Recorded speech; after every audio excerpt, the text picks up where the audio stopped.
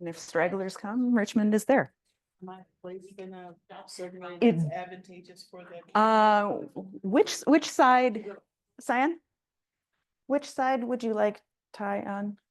This one? Okay, perfect. But can I move closer, or is it better for me to stay that might be the distance where I'm at? You can move closer, I think. I feel like it's more intimate. Yeah. Yeah. Let's gather in.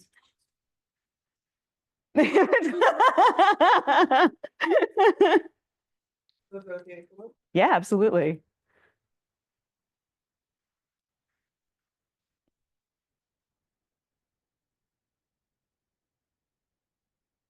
Yay.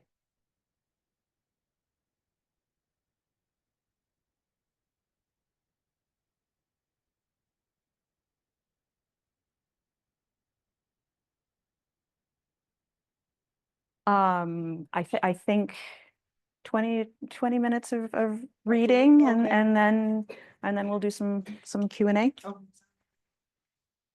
So I can put your jacket and stuff Thank with you. mine. Thank you so much. Of course. Yeah, if you're pulling in closer though, we can be on. Yeah, okay.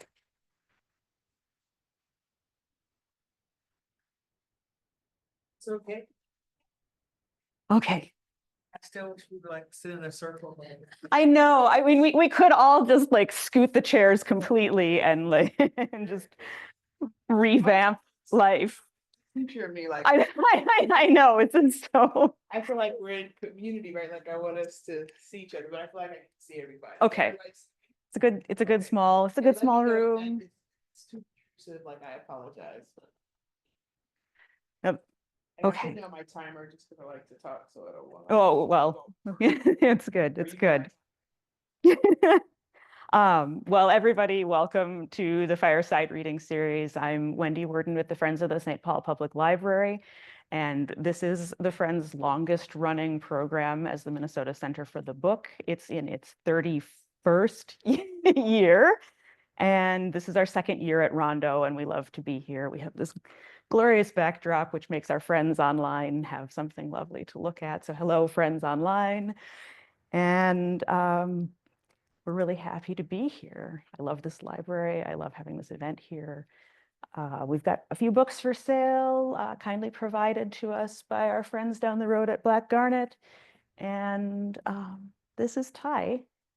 And I'm really, really happy to introduce her to you tonight. And she is a poet and a writer and an educator whose work has been anthologized widely. She is a 2017 recipient of the McKnight Foundation Artist Fellowship in Creative Prose and a recipient of a 2018-2019 Mirrors and Windows Fellowship, and is Associate Professor of English and Women's Studies at St. Catherine University in St. Paul, and a University of Minnesota Libraries Mapping Prejudice National Think Tank affiliated scholar, and a teaching artist at the Loft. And she's great. And we're really happy that she's here with us tonight. So she's going to read, She's going to read a little bit from. Can I correct my bio? Oh, yeah. My fault, I should have corrected it. I'm no longer associate professor at St. Case. I'm now an academic dean of liberal arts and academic foundations at North Carolina Community. Rad. Good job. Well, yeah, talk to me in 6 Oh, months. is your mic might still be muted. Okay. Yes. Okay. That's green. Okay, it's green. And We're if I good. put it there, can you hear it? Good. All right. Okay, good. Wonderful. All right. And then I'll try to use my phone too, but if not, just interrupt me. No worries. Read. We're here for you. Okay. At first, I just want to say thank you so much for coming out to hear me read. Thank you so much for the invitation. Sometimes I think it's kind of like that old philosophical question that if a tree falls in the forest, if there's anyone there that doesn't hear it, does it make a sound? And I really believe that with books and words, there have to be people there to read it, right, in order for it to have an impact. So I want to say thank you so much. As I was driving here, I kept thinking of what I do know about the Rondo neighborhood and the history and the library, and just feeling very humbled by, the legacy of our ancestors, but the consistent struggle of the displacement of marginalized people by larger structures and forces. And oftentimes through no fault of our own, of those of us who inherit that, right?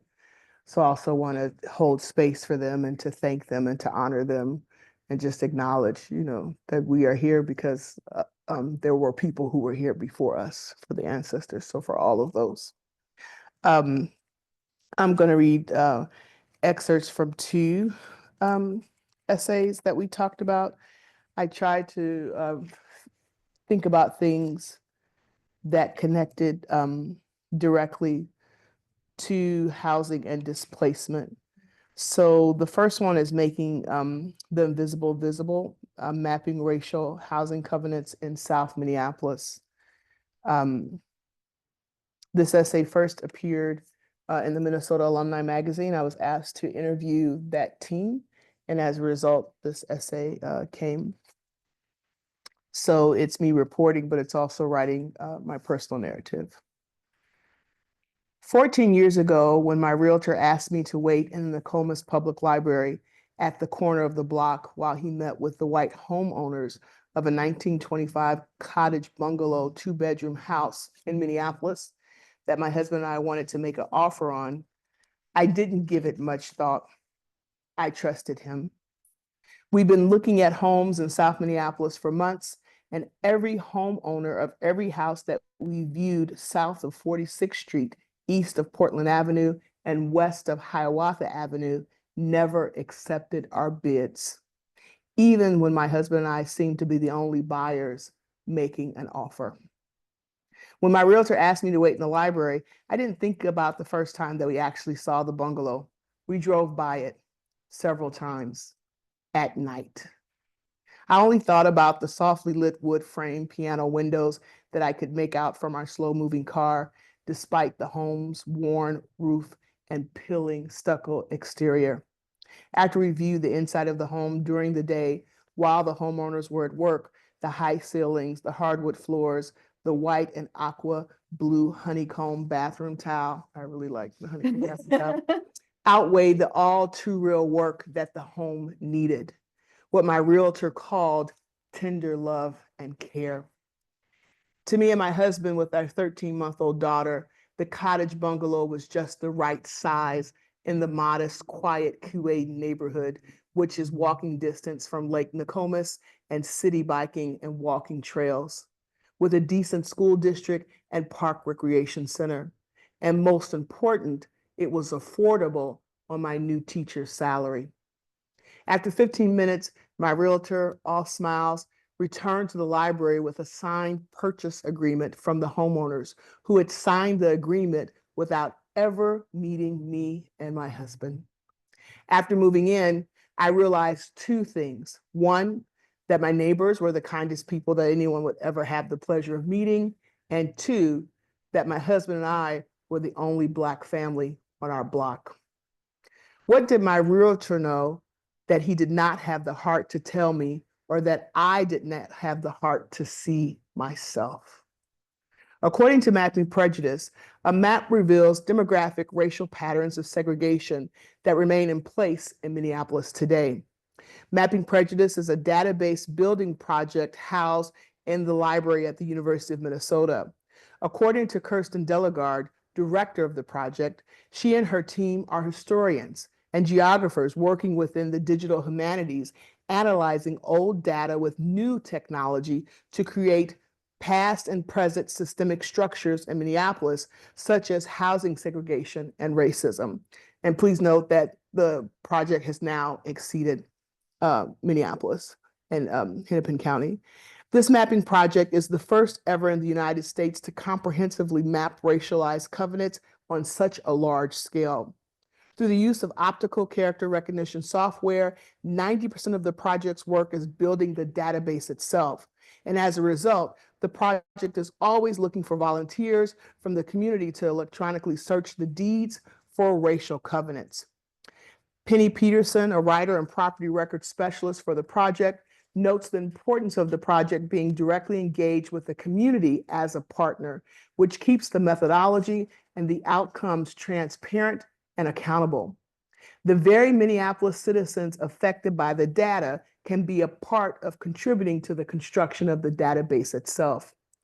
The Map and Geospatial Information Librarian and Librarian's Liaison to the project says that the database can become a launch point from which people then can ask their own questions. According to another project manager, the project converts information from historic Minneapolis city property deeds that are digitized images into the database that includes spatial variables. The variables include racially restricted language like described premises shall not be sold, mortgaged, or leased to or occupied any person or persons other than members of the Caucasian race, along with additions, lot, block, document numbers, and other housing deed data. When searched, the selected variables in the database can spatially show how, where, and when racial segregation was constructed into Minneapolis housing and subsequent neighborhoods in the first half of the 20th century. Like many US cities in the urban north, these racialized covenants in Minneapolis legally prevented non-white, primarily Blacks, from purchasing homes in certain Minneapolis neighborhoods.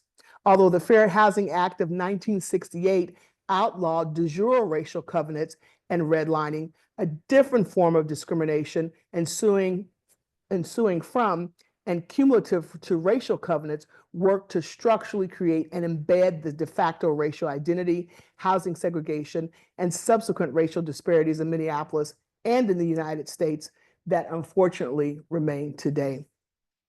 A project director notes that when spatial maps of racial covenants in Minneapolis overlay other Minneapolis maps, especially maps of racial disparities in health, education, incarceration, wealth, etc., there are correlations. What does it mean when the patterns of racial discrimination in housing can also predict individual life expectancy, education, incarceration, and net wealth, among other things? In Minneapolis, through racial covenants, people of color were systemically disenfranchised and not allowed to access the privilege of accumulating wealth and US American identity through housing, which still has devastating, reverberating impacts today. And of course, we're in the Rondo neighborhood.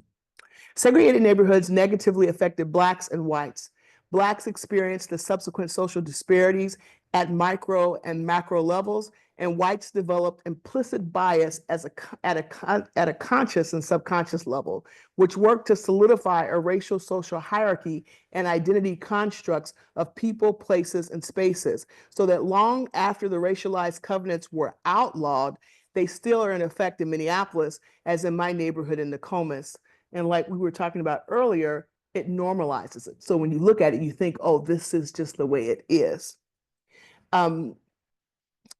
I can see Black people in North Minneapolis, but not around Lake Nokomis or the Owls of Nokomis, Lake of the Owls or Nokomis. And so it becomes normalized.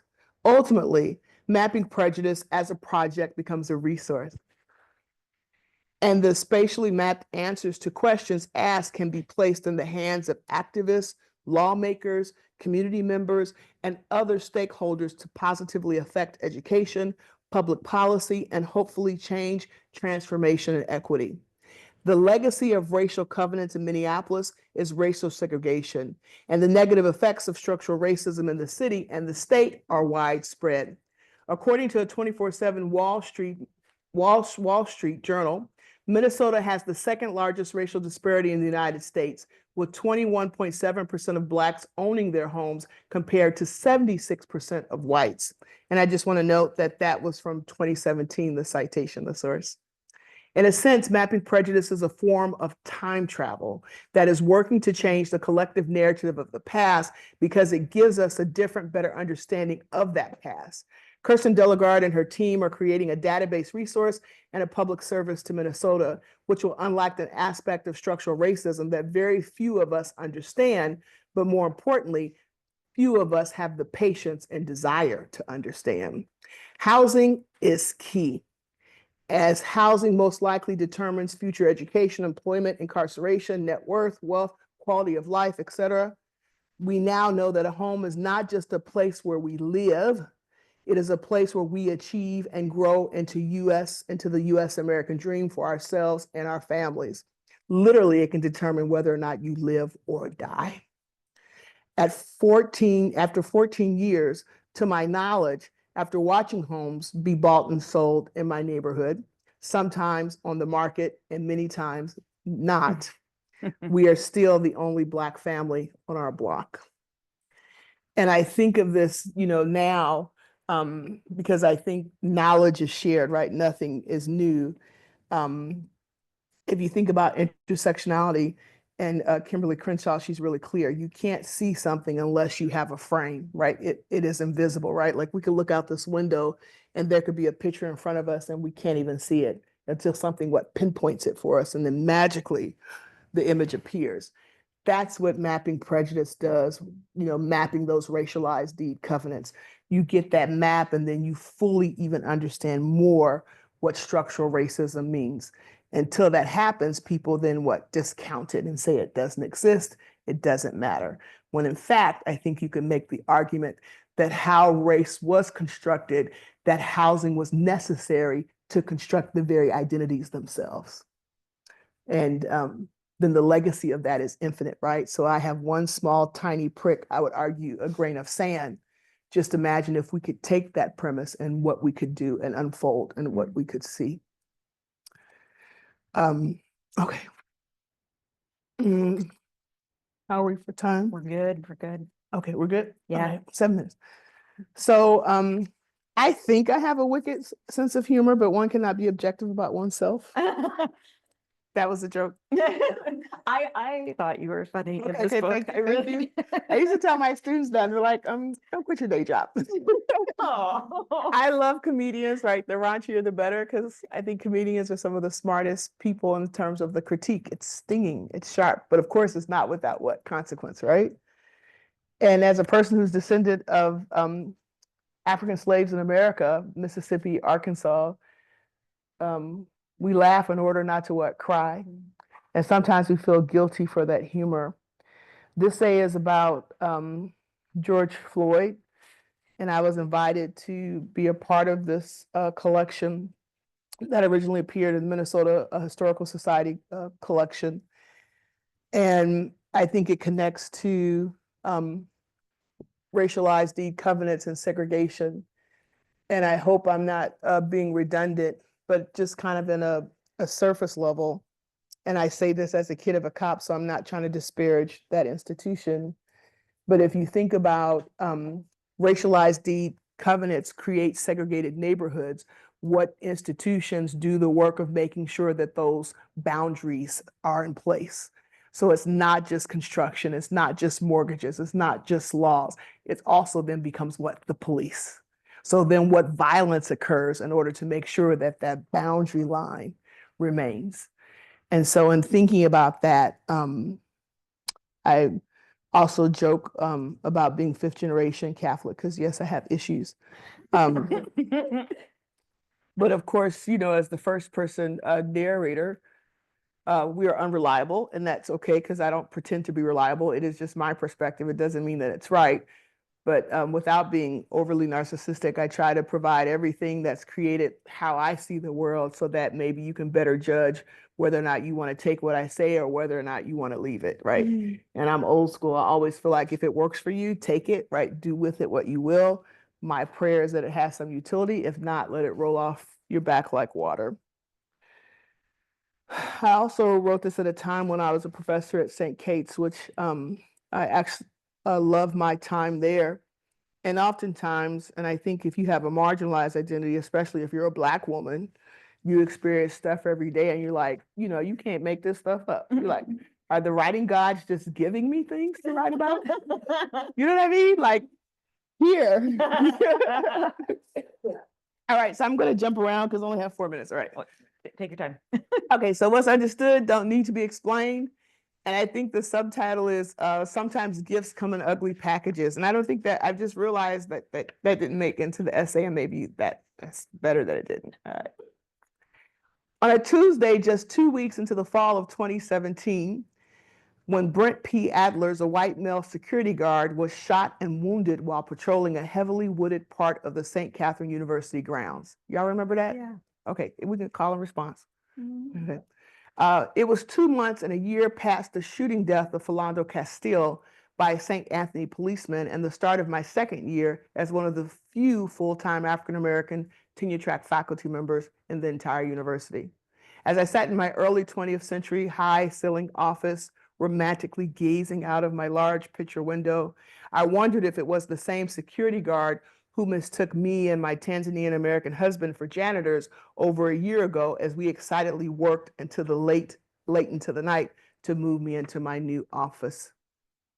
WCCO and Minneapolis Star Tribune reported that Adlers told the St. Paul police that he encountered a black man around 9:25 that night. Adlers told the police that he confronted a black male who was wearing a navy blue sweatshirt with a short afro, and that the black man shot him in the shoulder and ran through the streets, jumped over a 6-foot-plus fence, and then disappeared. After hearing the story, mental self-check that most institutionally traumatized Black people in America who are always seen as naturally suspect do. Am I Black? Yes, check. Do I wear a short afro? Yes, check. Do I own a gun? No. Was I in the campus woods on Tuesday? No. Do I own a navy blue sweatshirt?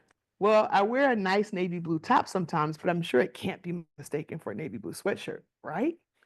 Can I scale and jump a 6-foot-plus fence? Hell no. Will they think it was me? Only time will tell.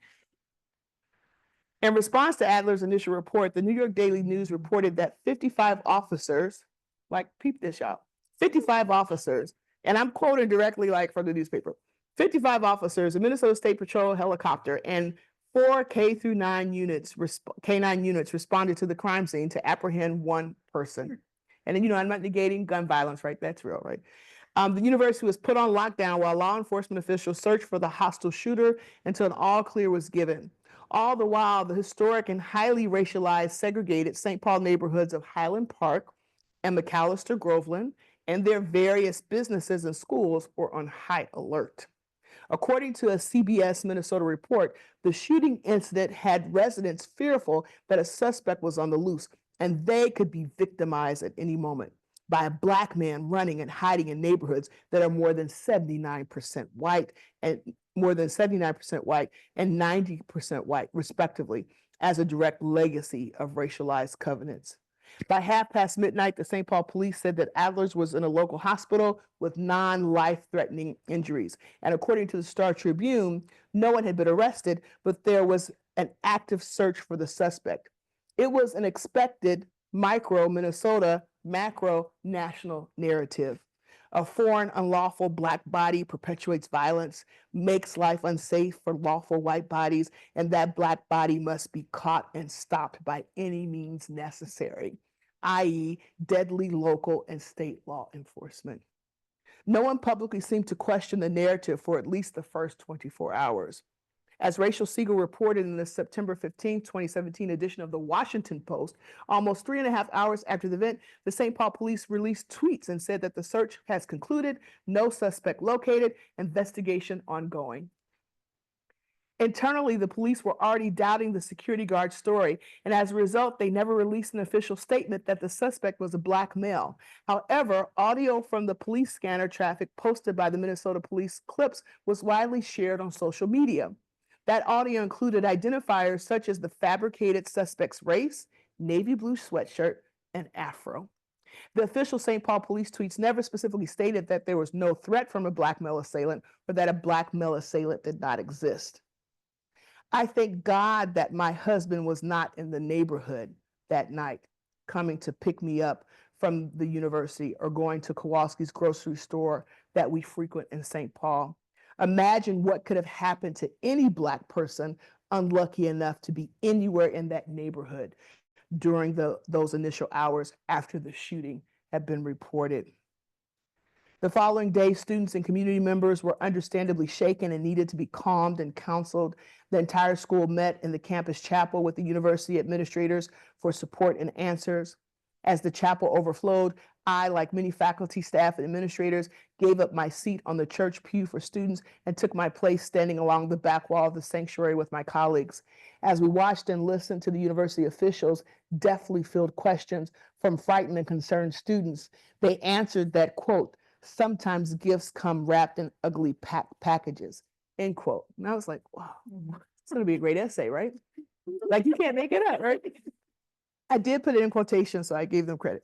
All right, Taiyon, don't crucify yourself on a small cross is what a well-meaning white male supervisor and mentor once told me once I sought him out for advice on how to handle an inequitable workplace experience I was having.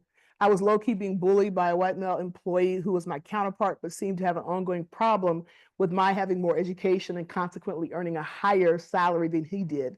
Although we held the same job title, I know I should have known better. I wanted to believe that my education could really work and keep me safe from institutional racial injustice. Your education is the one thing they can never take from you. My mama constantly preached to me and my siblings growing up on Chicago's South Side. She neglected to talk to us about the things that they could take away from you.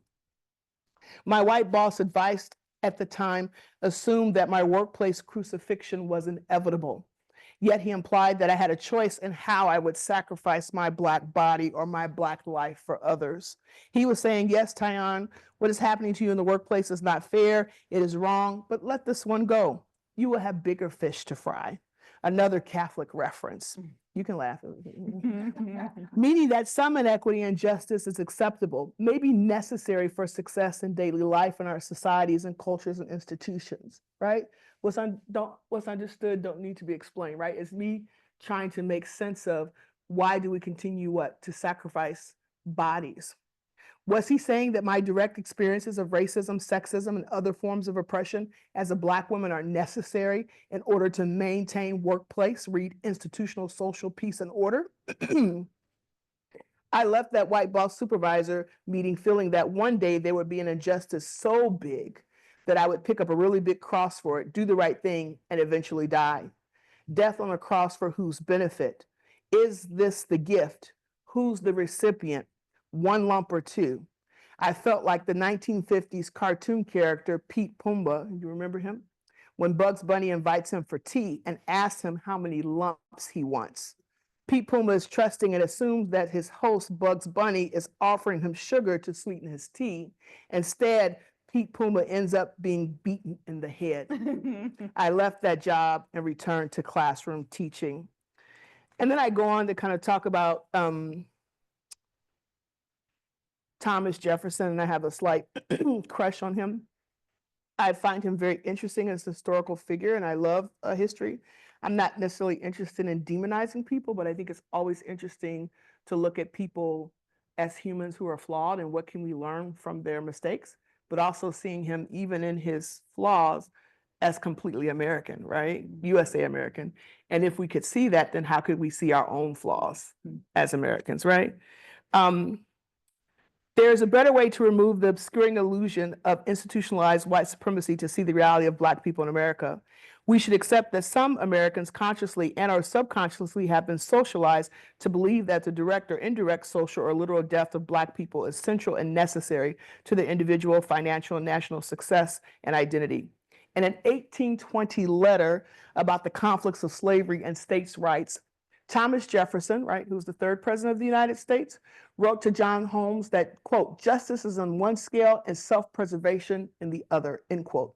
When considering the then and now future dialectic of American democracy, even Dan Patrick, Lieutenant Governor of Texas, as reported by Justin Coleman, no relation, in The Hill in 2020 said, there are more important things than living, and that's saving this country for my children and grandchildren and saving this country for all of us, when asked about shutting down his state to reduce the spread of the daily COVID virus. So here you have Thomas Jefferson admitting that, yes, slavery is wrong, but it is a necessary evil in order to maintain our way of life.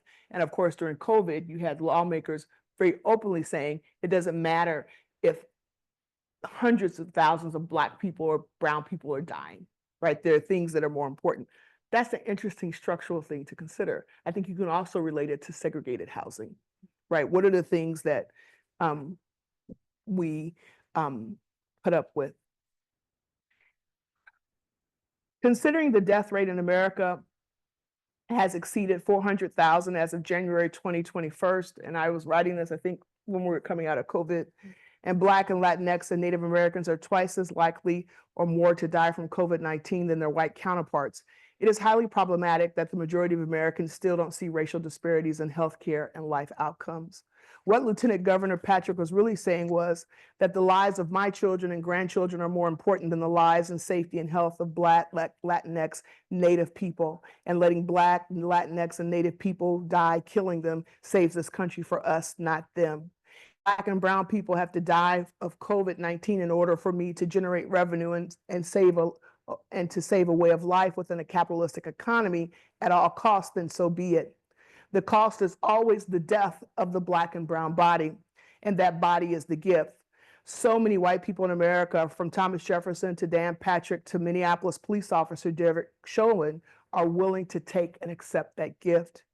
In order for American whiteness and a white way of life to exist and be sustained, Black people like George Floyd must be literally and or figuratively choked to death. So if you're living in a segregated neighborhood, how is that a form of economic choking?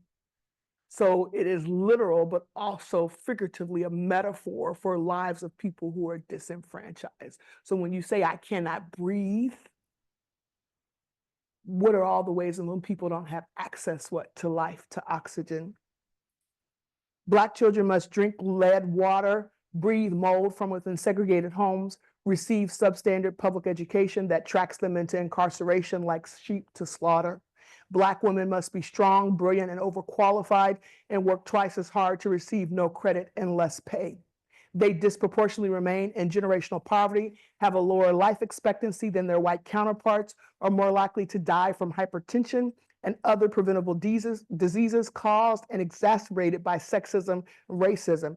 And on top of all of this, they are told they are intimidating, difficult, and hard to work with because they dare try to thrive and survive. Black men can't run and walk openly in neighborhoods. They can't kneel during the national anthem, and they can't use a $20 bill at a neighborhood corner store. But they are always suspected felons who can be choked to death for holding a loose cigarette, incarcerated without trial for 3 years on suspicion of stealing a backpack before committing suicide, and shot point blank in the park for being a 12-year-old boy wanting to play with a plastic toy that looks like a gun. And if you can't find an actual Black person to kill, just like Adler's did, you can just always magically make one up. The paradox of Minnesota being a nice place to live while having one of the largest racial disparities in the nation is actually an American paradox. As racial disparities today in the United States are worse than they were before the Civil Rights era. If the police state executions of Jamar Clark, Philando Castile, David Smith, Terrence Franklin, Travis Jordan, George Floyd, Dola Id in Minnesota are any evidence, it seems the fears that Thomas Jefferson wrote about in 1820 were prophetical and material. Excuse me. Minnesotans, like many Americans, are still choosing whiteness and institutionalized social and literal death of Black people as a ritualized sacrifice that sustains them and maintains a certain quality of American life. And they continue choosing their own self-preservation over justice, with the result being the real gift that keeps on giving, wrapped in ugly packages, oppressed Black life and death, no matter the gender or age, contorted and obscured as freedom, celebrating liberty. In the Catholic tradition, Jesus' gift to humankind was that he died on the cross for his sins. And he even asked his Father God to forgive him, for they know not what they do. And after they betrayed and tortured him, he still did that. His death was very ugly, so the story goes, yet it is taught and celebrated as a gift to humankind. Lord knows it couldn't be me. Yet Sandra Bland said the same thing, and look what happened to her. And of course, we find out that he made it up, right? I left the chapel before the program ended and spent the rest of the day grading papers in my office. Thursday morning, it was reported that Adler had actually shot himself, had completely fabricated the blackmail suspect, and was arrested by St. Paul police without incident. Adlers was convicted on one count of misdemeanor for falsely reporting a crime to police, fired from the university, and sentenced to 1 year of probation, during which he was required to attend a Black men's group with actual real Black men. I know. What are real Black men? Real Black men are men that white people can easily imagine and still kill. The sun setting, I looked out my office window over my plants and into the trees. Their swaying green leaves reminded me that this wasn't the first time, and would not be the last time, that Black bodies produced by white imagination would die like they did in poet Cornelius Itty's book, Brutal Imagination. I thought about how American racial narratives are so cruel and tyrannical that the actual Black body does not need to even be present in order for the killing to occur. In Minnesota, it just takes 8 minutes and 46 seconds to wrap that package. Thank you. Thank you.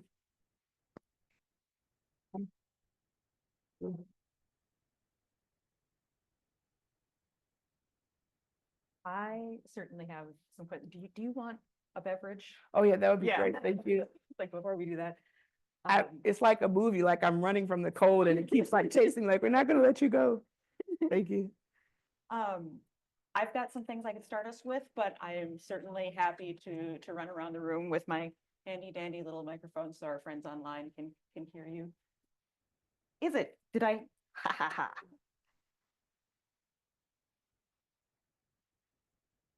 I muted myself so that I wasn't, breathing in my microphone while you were reading. I'm a good person like that.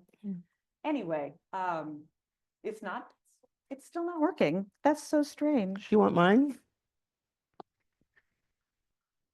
Okay, Yeah. we'll share. Yeah. But, it's good. We're good. Okay, fine. I'll just talk to my shoulder. Anyway, I can take questions from you, or I could start us with something. Anybody's got something burning right now, I'm happy to come to you. Yeah. Well, I can ask a Okay. question. I'm just gonna come closer to you with this thing. Okay, I'll take off my mask. Your writing is just terrific. Thank you. You're welcome. How can I ask what your journey was to consolidate all those essays and end up in this book? Yes, shame and fear. They were the stories of failure that you're not supposed to tell, right? And I think especially for women, and then for women of color, right? We're expected to have this standard, and then, we're pushing ourselves to these professional positions to achieve these goals. And you don't talk about the stuff that happens in the back room. You don't talk about the stuff that knocks you over, that you go home and cry about, or you drink your scotch about, right? The things you feel shamed, all the battlegrounds. And then you just think, oh, I've arrived, but you don't think of like all the places where you hurt and where it's damaged you. I have a really good friend, Taiyon J, who edited a book, A Good Time for the Truth. Very close. One of the things I love about the Twin Cities, we have a great community. And we're very intersectional because, let's face it, we're too small to be separated. So we're very allied with each other. And she knew my story and she wanted me to write it. And I was like, no, you must be, it's not happening.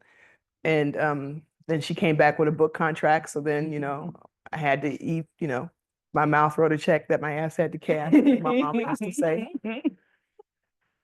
So I wrote an essay in that book, Living Just Enough for the City, about my experience in graduate school. And I can remember we went back and forth, and I want to say it's important because I trust her, right? Not only is she a phenomenal writer, right? She's a genius, but just a wonderful human being. And we kept going back and forth, and it wasn't until I was sobbing. She was like, yeah, Ty, it's done. It's good. I was at the computer like at 1 o'clock in the morning. And I never thought of myself as an essayist. And that kind of started me off. And I want to say I'm very humbled and honored that I had a lot of invitations of people who invited me to write essays on certain topics. And then years passed, and I was like, oh, maybe I can stick them together, and maybe it might be a book. So yeah, just 20 years of of trying to work it out, but also to find healing, but also to tell other people that they're not alone.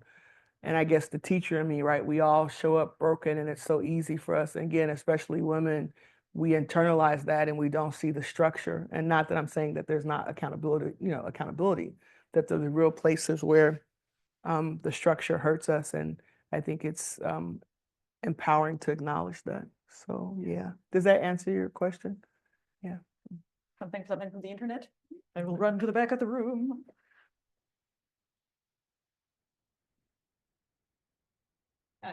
Are you as surprised as I am that no other Black, Latinx, Asian families live in your neighborhood after 14 years?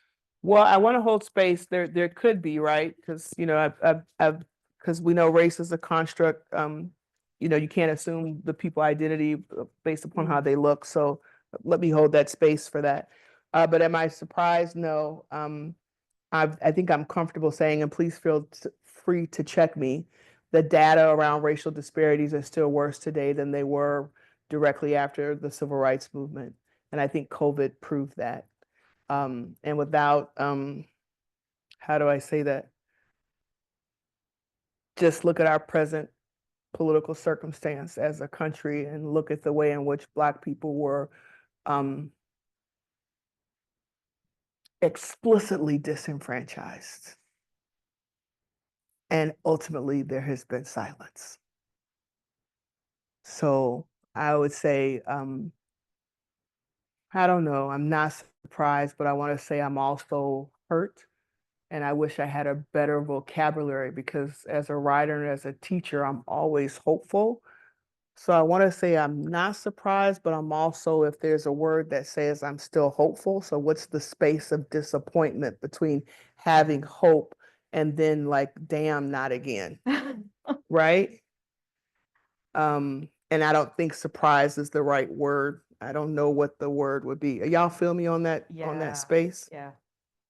And sometimes just kind of like mapping prejudice, we might have to invent new words or things to express that space, right?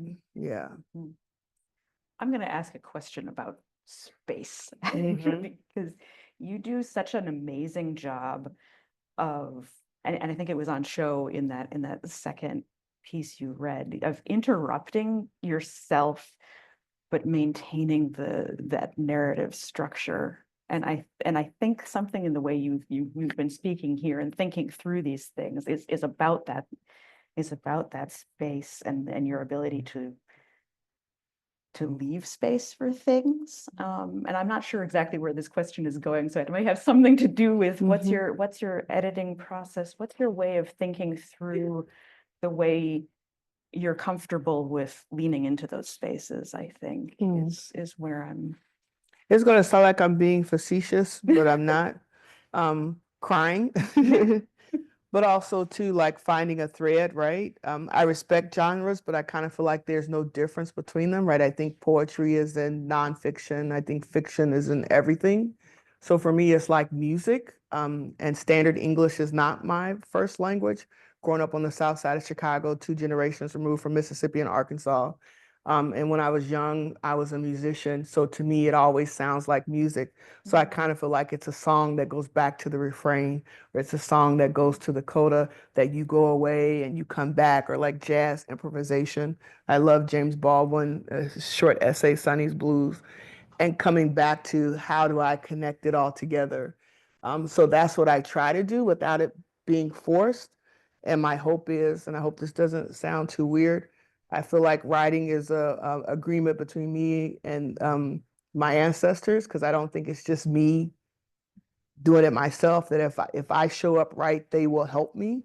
And hopefully I can channel them through. I also believe, time is made up, right? I love Jacques Derrida's philosophical deconstruction notion that no, time doesn't exist. And if time doesn't exist, I think we can play around with things. And if you think about how oppression works, that yeah, we're sitting in 2024 based on the timeline of how we see it now. And again, I'm not saying that there has not been any progress or anything like that, but if you're still disenfranchising people in 2024 like you were in 1950, what time, how have we moved? So to me, time travel is like totally attractive because I'm sitting in 2024 and 1950 simultaneously. And how might I be able to write that in an essay? Or even if I'm sitting with myself, like thinking about my first husband, and then I have an essay where I write about grown folks' business. Then I have to sit in the 1970s when my mother, got up the nerve to tell my father to get out, right? And how that moment of time travel then creates an epiphany for me where I'm at to understand something maybe I didn't understand when I was 10 years old. But at 35 or 40, I finally got it. And that took a function of like time travel. And so that sense of playfulness, and of course, that's not mine either. That I owe that to Toni Morrison and her collection of essays, Playing in the Dark, right? And maybe just having fun, right? Like, what rules are there, right? Yeah. This is what the book is like. If you have not read the book, this was, yes. Thank you. That was, Oh, yeah, thank you. wonderful, wonderful. Go for it. So I heard you reading a few times, you used the term black body, kind of emphasizing the physical. And is that, as I've read that term, I think it's Ta-Nehisi Coates uses that term, the black body, in his book, Between Me and the World. Is that where you got that from, or is there, what's the thinking behind just kind of repeating that drumbeat? One, I want to say I think that's a great question. I would argue it comes out of the tradition of the African American literary tradition, right? You think about the Black arts movement. You think about the beginning where I would start with Phyllis Wheatley. You think about incidents in life of a slave girl where she literally at 14 or 15 years old is told by her white master that I'm going to rape you and you're not going to have a choice. So I'm very interested in kind of these demarcations of what does the Black body mean as opposed to the Black spirit, to the Black person, and even who am I or a person outside of that marking. Does that make sense? And also too, for me, writing becomes a way to reclaim the body. I think about a lot of stuff that's happening on the border and, children being separated from their parents. I mean, it's just the violence of that. And, empathy and compassion. I think, man, what must it have been like for a Black woman to be separated from their baby on the slave ship, right? And we know that when they arrived in the Americas, that's one of the first things that they did is that they separated them so that they couldn't speak the language. They were easier to control. So the sense of there's an empowerment in saying the Black body that I get to reclaim it. And it's almost then like a mantra, like a prayer that every time I write it, every time I say it, I get to reclaim it. And then also too, I get to heal that space of where Black people are not allowed to control their bodies because of oppression. So much so that we aren't even allowed to name ourselves and call ourselves what we want to. So that's how I think of it. And thank you for saying that because I'm honored in some way that I get to contribute to that cacophony or that chorus of acknowledging that. And I get to reframe it what it is. Yeah. A powerful word, and just those two words together just feels powerful. Well, don't you think that's the ultimate oppression where you don't own your body? Where somebody else gets to tell you what to do with it or somebody else gets to touch it? Like, where does it start, right? And humor is my way in living just enough for the city. I always go back to roots and Kenta Kunte. You can laugh, it's okay. And me and my sister, we used to joke, when we worked at a job, like our ID was our plantation pass, and you knew things got bad if I started to understand present day reality to explain it in terms of plantation. But I always think of that scene in Alex Haley's Roots where is his name going to be Kunta Kinte or Toby, right? And so, yeah, the body from the beginning, which is not necessarily a real beginning, right? but from the beginning of that thing of us being constructed and controlled in a certain way, and then the legacy of that, how is it touching us today and now? Yeah. Thank you. Others?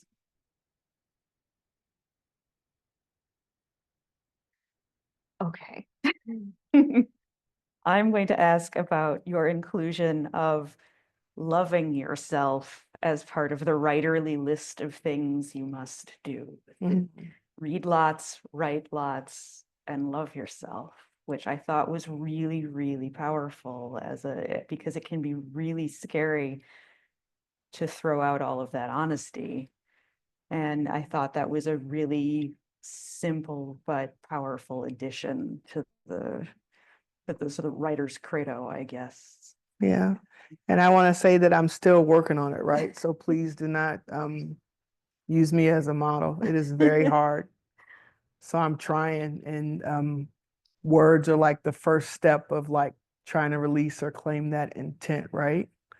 But it's a daily practice. Some days are better than others.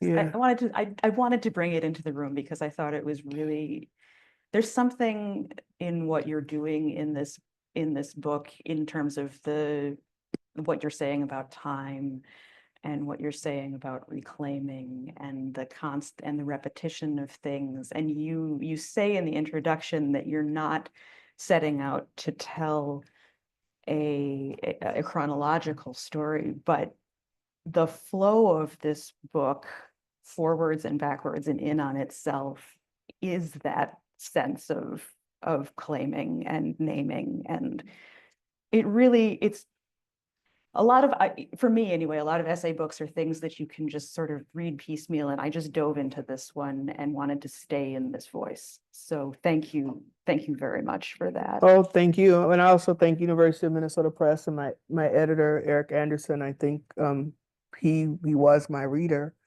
I also want to say it was stuff that I think I was ready to move out of the way to offload. Does that make sense? Mm-hmm. That maybe if I could finally offload it and forgive myself and love myself, then maybe I'm tired. Can you imagine carrying that around and just say, okay, I'm ready to sit it down. Maybe I can now look at what's next. That's my hope, right? Yeah. And I think that's a fantastic reason to write. I think last year's Fireside friend Jody Lulich said, you write first to figure out for yourself what it is you're really looking at, and then maybe you're going to have something on the other side of it. And I think I always like, there it is. That's simple and clear, and I point to that a lot. I think that's so true, and I want to thank you for saying that. I never thought of it that way. I think it's a good way to think of every essay of me desperately trying to save myself, to go back to myself and say it was okay, like I love you. This is why it happened. There's nothing wrong with you. It's, to excavate myself. Yeah. Because if you can imagine, we have experiences, especially if we're marginalized or oppressed, what every experience is bam, bam, bam, right? Till you're underneath the dirt, like your hand is basically sticking out, and then you're writing for yourself to excavate, to bring yourself back to life. Yeah. Yeah. So of course you got to go to the past, right? Because what put you in the dirt in the first place? Yeah. Yeah. That's a good question. Thank you.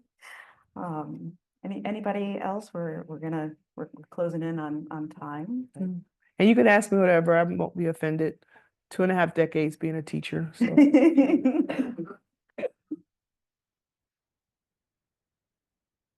Mhm.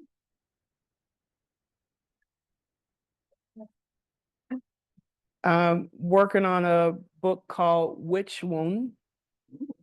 Witch, like a witch wound. Yeah, wound, like a wound, a wounded witch. So the High Priestess tarot card is considered the High Priestess, the healer. And I'm casting Black women as the High Priestess and trying to take it to the spiritual. And please don't be offended, not in a kind of, can I say this? Not in a kind of Bible beating sort of way, right? Because I'm straight up heathen. You can laugh. Now you're speaking my language. Yeah. but I am very spiritual, right? Like I believe in God, fifth generation Roman Catholic. I think, very, and I hope the Pope like doesn't excommunicate me. I know, There he is. but I find the ritualistic pagan things of Catholicism attractive, but also Catholicism as an institution has harmed and done horrible things to people. So I'm trying to find a way to think about that experience in terms in a spiritual sense of, kind of like if we are like in a time travel movie and we're stuck on rinse and repeat, we're doing the same thing over and over again.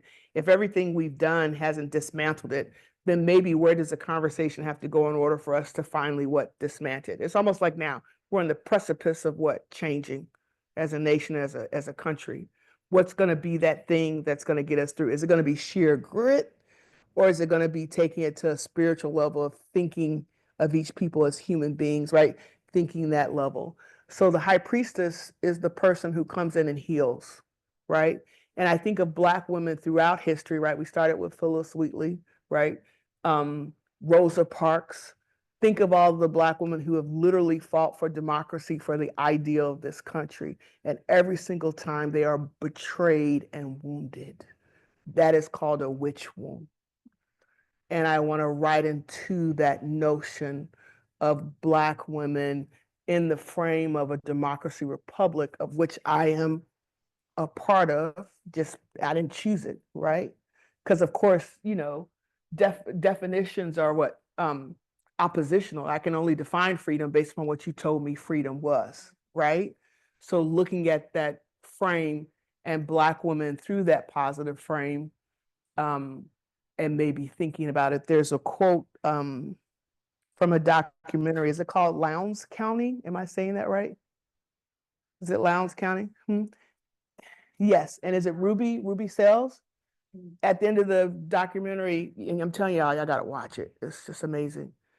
And she's talking about the violence that she went through, like literally, like people were shot, right? White and Black people, right? So still deconstructing race. And she says, hey, we only wanted what white people had. We only wanted to vote. Like, we weren't out to try to rule the world. We didn't want everything. We just wanted to have what they wanted. But she's time traveling. She's going back to when she was a young woman activist. Now she's sitting here for the recording of this documentary, right? This elder, wise. She's saying, but we never stopped to think what it meant to join a house that was already on fire. And when she said that, I was like, and it's just, like that thread. And here she was, this high priestess, right? This witch doing her magic, working to bring democracy forward, and the wound that you hit her with. But here now she's standing, and I can't speak for her, but I feel like her casting that in such a powerful spiritual way. I'm trying to imagine what would that be like to have a series of essays thinking of these kind of dialectics in that way. But I'm nowhere near done, but that's what I'm thinking about. Those are some wonderful scenes. Yeah. There one more? Okay. Okay. I'm gonna.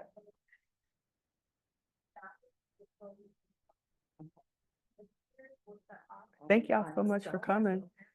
That's very kind. I appreciate your time. How do you find the courage to share your personal narrative? How do you draw a boundary? This question is from a budding writer of color. Menopause. I just think you get to a certain point where you just like, right? And it becomes too hard to carry, right? Like I can't look cute no more. My blood pressure is high. Like I'm trying to keep my sugar together. Like at some point you just have to say whatever, right? And I got my friends, I got my close people, and I just screamed uncle. So yeah, so please, like I said, I am not noble. It is not the textbook. It is a wreck all the way, but I feel very honored and privileged. And I think I just got to the point where I felt so moved that, if I had to leave the earth today, can I say, did I do my work? And and also too, it's a way to say thank you, because my mother died at 49, prematurely, raised 5 children by herself. There's no way I would be sitting here. And so a way too, I feel like I get to honor her and leave that mark. And I do feel like, you know, as an 8-year-old kid, and I write that in my essay in the Thanar space, it was something that I always wanted to do, but of course, sometimes the world doesn't allow you to. You are wounded, you forget who you are. So trying to remember. And of course, I have kids, and I want them to be so much better and freer than me. That's my prayer. Whew. Yeah. That is a wonderful place to wrap. Thank I you. appreciate your time. I appreciate you. Thank you. Thank you. Thank you, audience. I am really glad you all enjoyed this. And thank you, audience online. Thank you online too. Thank you. Yeah. And here we are. Okay. And good night. Yeah.